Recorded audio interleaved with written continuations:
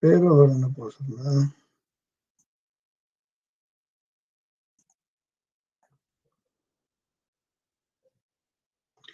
Está congelado mi pantalla.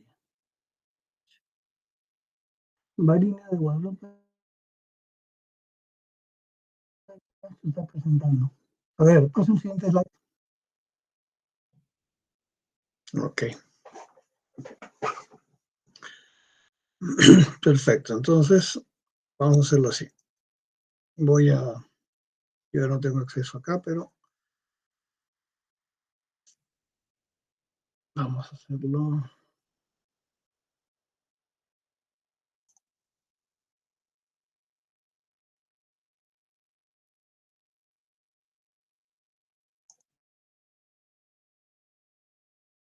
Bueno, el primer slide lo tiene donde le estoy explicando que el globo ocular simplemente es una transmisor de señales luminosas. Siguiente slide. Nervio óptico, ¿cierto? El nervio óptico está compuesto por diferentes porciones, iniciando en la parte posterior del globo ocular está la papila óptica o disco óptico y tiene la porción orbitaria del nervio óptico. Luego viene el tracto óptico, que es quien va a llevar la información hasta el quiasma. El quiasma óptico, que es parte de ese trayecto del nervio óptico. La cintilla óptica, que lleva la información desde el quiasma a los cuerpos geniculados. El cuerpo geniculado, las radiaciones ópticas que vienen desde el cuerpo geniculado hasta la corteza occipital. Y finalmente está la corteza occipital. Siguiente, la anatomía. Tenemos que el nervio óptico tiene sus porciones intraocular, que es la papila, intraorbitaria, intracanalicular e intracraneal. Y está irrigado en su porción anterior por las arterias ciliares posteriores cortas y su porción posterior por las arterias gliales oftálmicas. El disco óptico, como les expliqué hace un momento, viene a ser la convergencia de los axones de las células ganglionarias y constituye la salida del ojo. A ese nivel tiene 1.5 milímetros de diámetro y es lo que se conoce como la mancha ciega. Cuando uno hace un campo visual, hay un punto que no tiene representación, se llama mancha ciega porque no tiene fotorreceptores. Está ubicado a 3 o 4 milímetros nasalmente a la fovea central, por la mácula, e está irrigado por los vasos coroideos y ramas de las arterias ciliares cortas.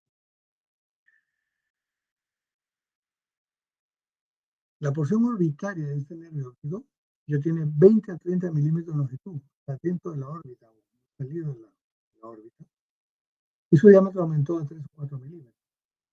¿Por qué? Porque a este nivel las fibras ya están mielinizadas, están rodeadas de dura madre, pía madre y arregloide. Este nervio óptico orbitario sale de la órbita a nivel del canal orbitario, y ahí su diámetro sigue aumentando, está a 4,9 milímetros de diámetro. Ambos nervios ópticos saliendo de la órbita van a converger en el quiasma óptico, y en la porción intracraneal, o sea, saliendo del agujero senoidal, que tiene 10 milímetros de diámetro. Una vez que salen de la órbita, se van a dirigir hacia la zona quiasmática. La zona quiasmática es donde se cruzan las fibras de la retina nasal. Está con la hipófisis y el tercer ventrículo. ¿Por qué es importante esto? Vemos a Fico que tiene una coloración azul, digamos el nervio óptico de un ojo y del otro ojo, el derecho y el izquierdo, tienen una segmentación longitudinal con dos colores que son esquemáticos.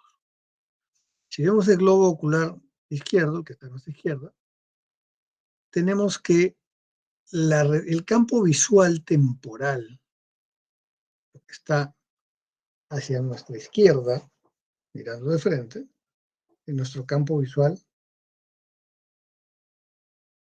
temporal. Ese campo visual, los objetos que estén situados al lado izquierdo de nuestra cabeza, van a impactar en la retina del sector nasal, o sea, se cruzan. Y esa retina del sector nasal, todas las fibras ganglionares de esa retina nasal, cuando llegan al quiasma, van a cruzar al otro lado. Mientras que las fibras de la retina temporal la que está mirando, que está a nuestra derecha de la cabeza, hablando del ojo izquierdo siempre, esa retina temporal, las fibras ganglionares no se van a cruzar. Por lo tanto, en el quiasma se van a encontrar las fibras temporales de un ojo, del mismo lado, y las fibras nasales del ojo del otro lado. Ese es el cruce que va a ocurrir.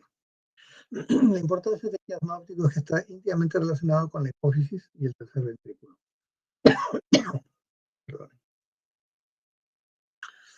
Del quiasma óptico sale la cintilla óptica,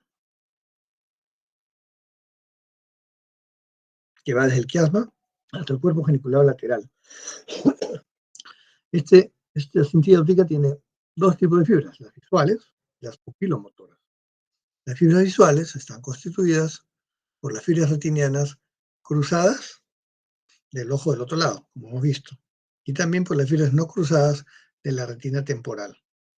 Suena confuso, pero si lo entendieron como les expliqué, es mucho más fácil.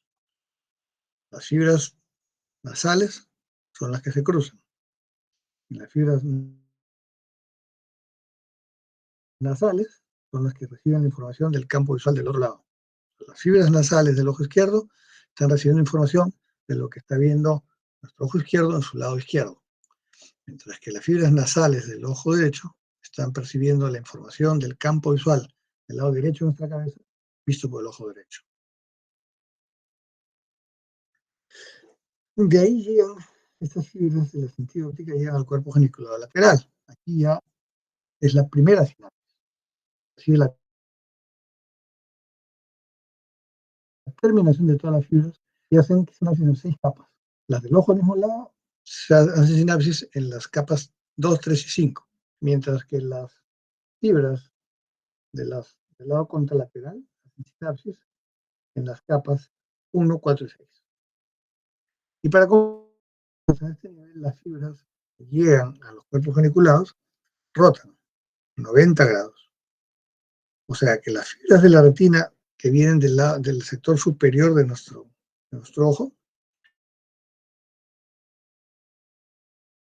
van a salir en forma inferior del cuerpo geniculado. Las fibras inferiores van a salir superiormente. Es el cuerpo geniculado lateral, que viene a ser, su ubicación es en la parte posterior del tálamo, pero equivale a un procesador de imágenes de una cámara digital, porque va a ser una especie de digitalización, va a interpolar circuitos en las neuronas y obtiene una imagen con mayor resolución. De los cuerpos niculados salen las radiaciones ópticas que van hacia la corteza occipital.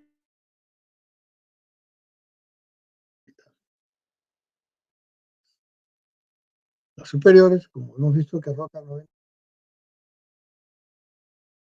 inferior, mientras que las fibras que salen inferiormente o llegan a esas radiaciones están llevando las fibras o las neuronas del campo visual superior, mientras que las fibras centrales llevan las fibras de la mácula y la visión central. Finalmente llegamos a la corteza occipital, donde se va a producir la integración visual. Esta corteza occipital básicamente está localizado en las circunvoluciones de la fisura calcarina. Allí llegan las radiaciones ópticas en diferentes formas y posiciones, no tiene sentido tratar de entenderlas. Lo que sí es que hay dos zonas, las zonas paraestriadas, o 18 y 19, 18 de Brodmann, y las preestriadas, 19 de Brodmann. Estas áreas paraestriadas y preestriadas son áreas de asociación visual. Reciben información visual de las áreas estriadas bilaterales y constituyen las percepciones visuales complejas, tales como color, dirección de los objetos y movimiento. Las lesiones a este nivel van a producir lo que se llama agnosia visual, que es la incapacidad para reconocer objetos y colores. Y entendemos entonces que el nervio óptico lleva la información de nuestro campo visual, que es lo que está delante de nosotros. Hay zonas que van a estar conservadas, y veremos las imágenes nítidas. Hay zonas que están un poco dañadas y veremos oscuras, si puedo diferenciar bien los objetos. Y zonas muy dañadas que no veremos absolutamente nada, como esta imagen. Nuestro campo visual aquí nos muestra 3 o 4 tipos de características visuales, muy claras hasta ausentes.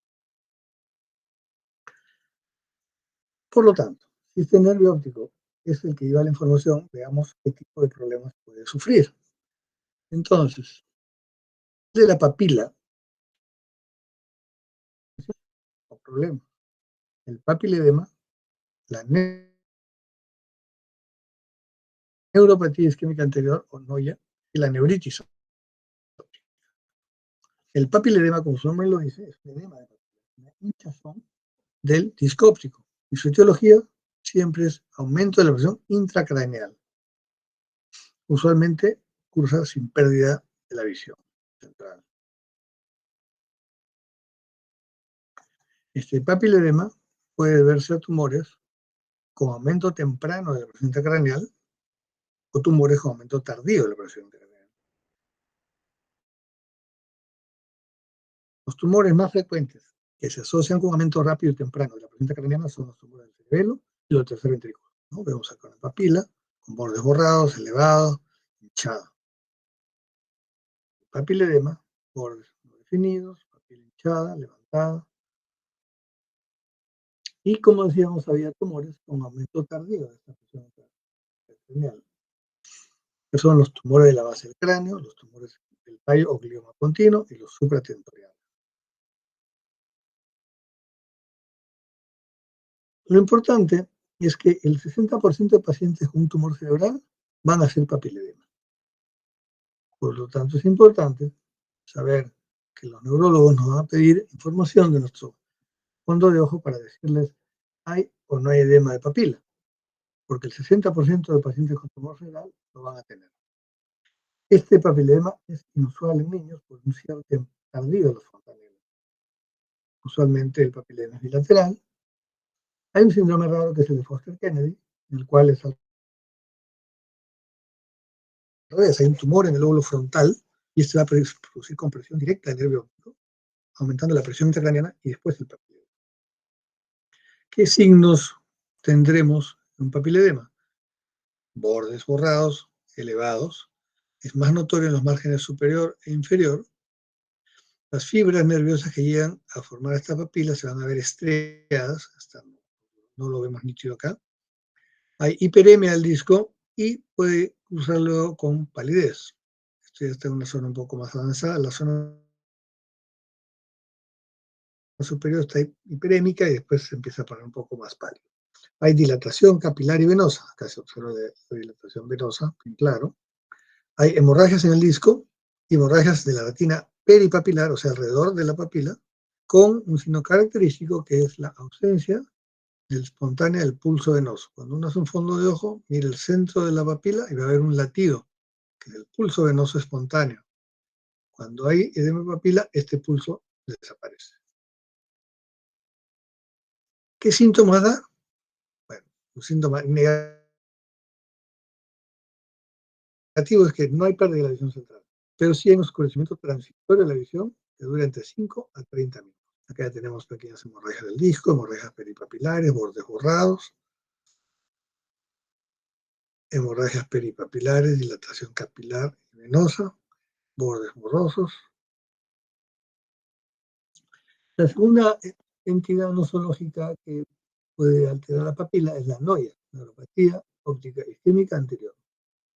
Esta neuropatía usualmente se presenta en mayores de 50 años, con una pérdida de la visión indolora y precoz. Usualmente se da al despertar por la mañana, la gente despierta y dice, no veo. Y el 70 o 80% de pacientes, este no ver, lo refiere como un defecto altitudinario inferior, o sea, la mitad del cuerpo de ojo no la ve, o en forma arqueada del campo visual.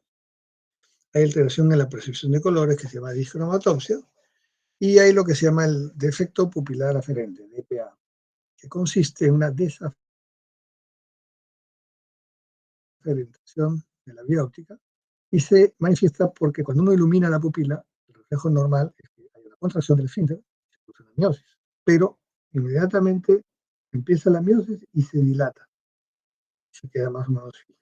Ese es el DPA. En esta neuropatía óptica isquémica anterior hay hinchazón, palidez, rara vez hay hiperemia. Las hemorragias peripapilares son muy frecuentes. Hay estrechamiento de las arteriolas peripapilares. Es más común en pacientes con hipertensión arterial. Y después de 3 semanas que no se ha resuelto esta neuropatía óptica isquémica anterior, se produce la atrofia óptica total de la papila. ¿Qué produce la noya? Pues hay dos grandes grupos, las causas arteríticas y no arteríticas. Arterítica, como su nombre lo dice, es la arteritis de los gigantes. Mientras que la no arterítica tenemos vasculitis, migraña, anemia o cirugía previa de catarata.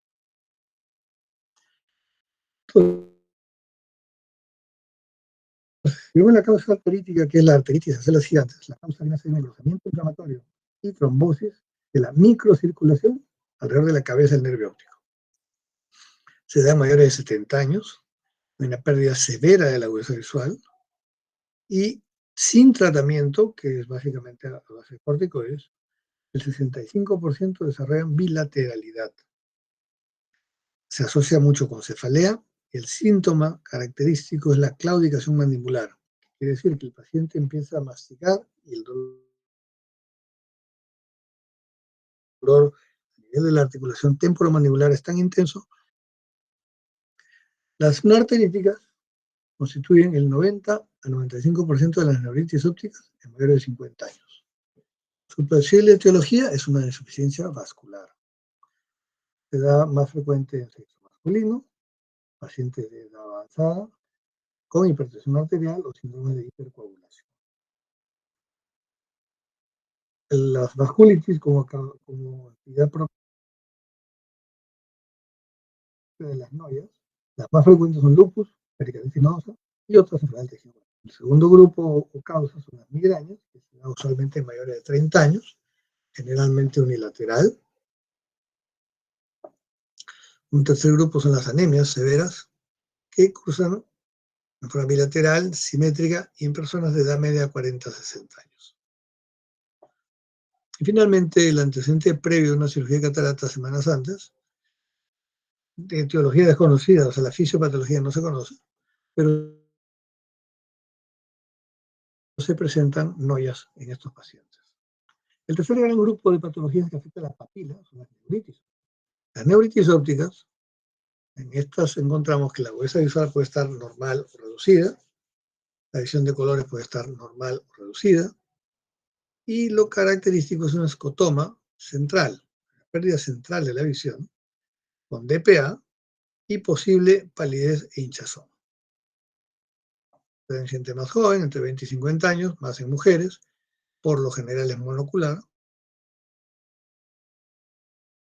y la pérdida de la visión se instala a partir de horas a días, no es instantánea. El 90% de casos tienen un escotoma central, hay alteración de la percepción de colores, sobre todo los rojos, y hay un dolor periocular en días previos con los movimientos oculares. El 80% de pacientes con neuritis óptica retrospectivamente mencionan que sí, tenían un dolor en los ojos cuando los movían, 2, 3, 4 días antes de que empiece el cuadro neurítico.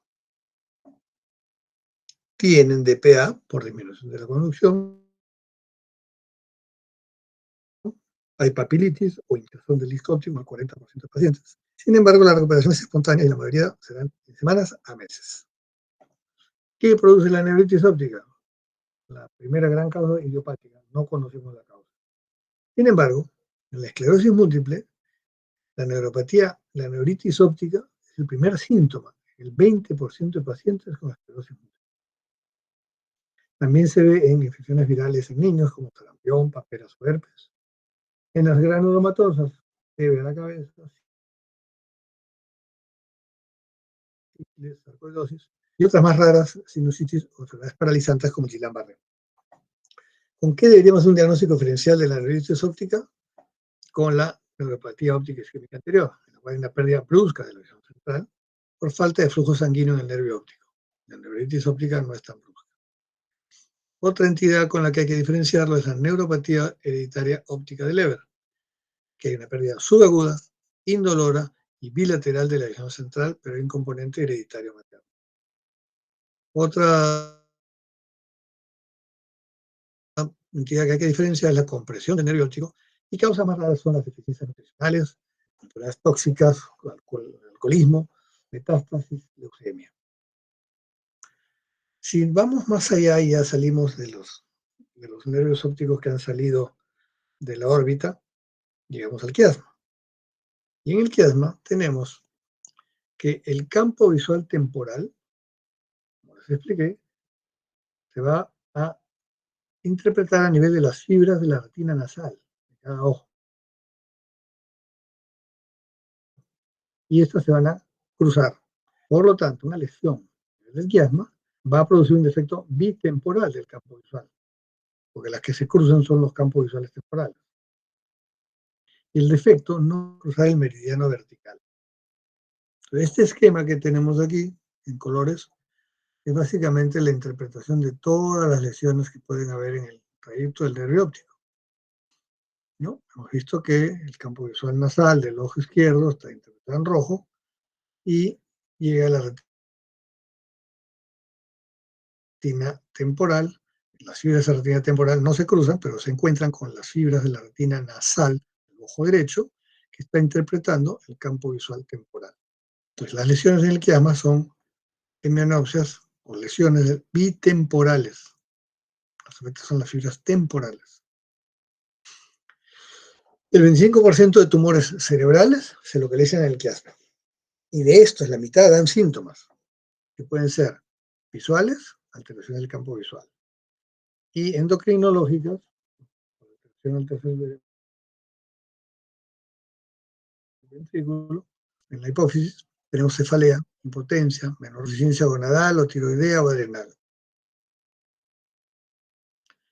¿Qué signos y síntomas tenemos en lesiones quiasmáticas? Con respecto al campo visual bitemporal, que respetan el meridiano vertical, hay disfunción endocrina, la agudeza visual puede estar normal o reducida, las pupilas están normales, rara vez hay papiledema, y el nistagmus es inusual. Causas frecuentes de lesiones quiasmáticas, tumorales, adenoma pituitario, gliofaringioma, meningioma senoidal, glioma intracraneal, cada uno con sus características propias. Menos frecuentemente tenemos ya no tumorales como el mucosel sinusal, que se interpreta con historia de sinusitis a repetición. Tenemos los aneurismas supracelares, tenemos compresión por dilatación del tercer ventrículo en los tumores pineales, y el síndrome de silla turca vacía, que se asocia con pseudotumor cerebral cuadro inflamatorio. De allí salen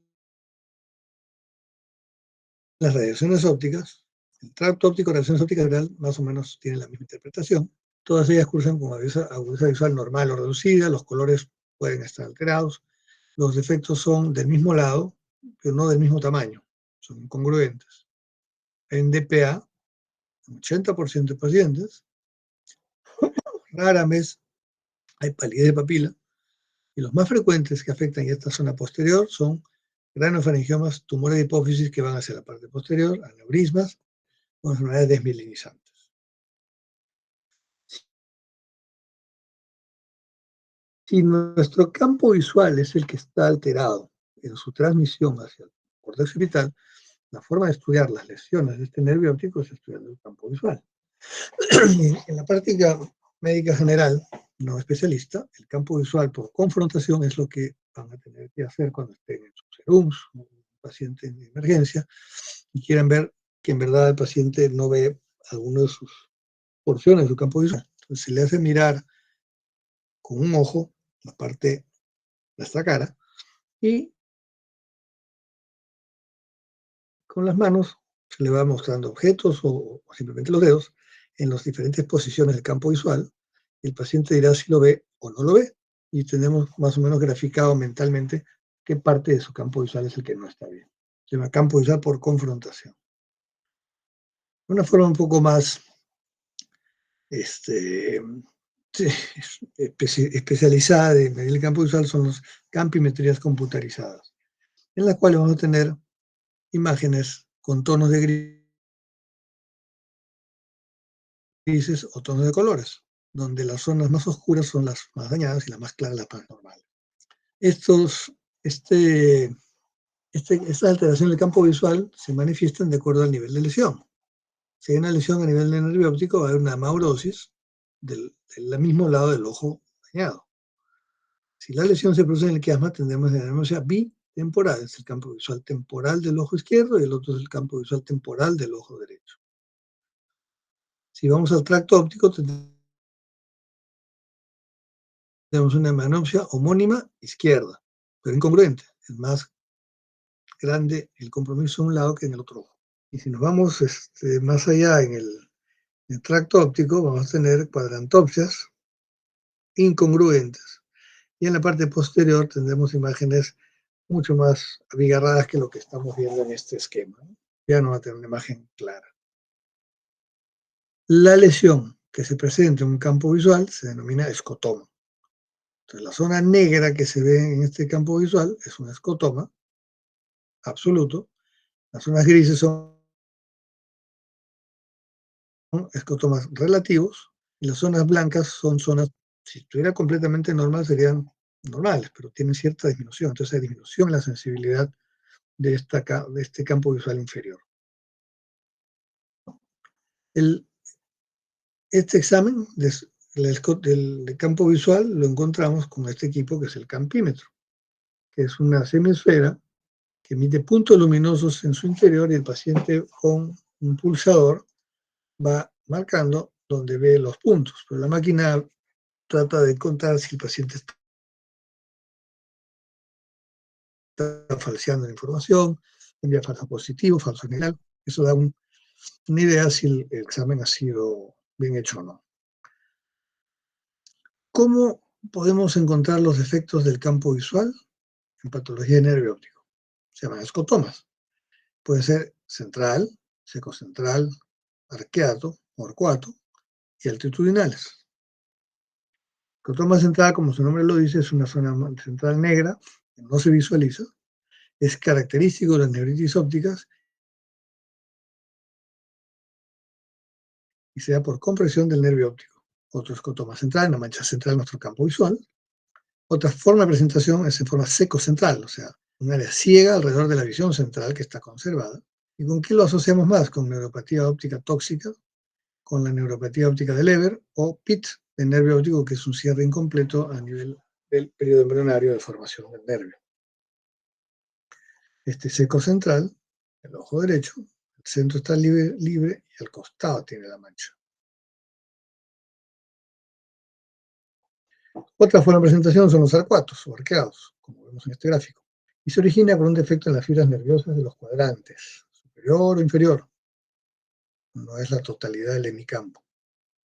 Aunque lo asociamos con neuritis óptica, neuropatía óptica isquémica anterior o glaucomas de ángulo abierto. Otro escotoma arcuato en la zona inferior del campo visual.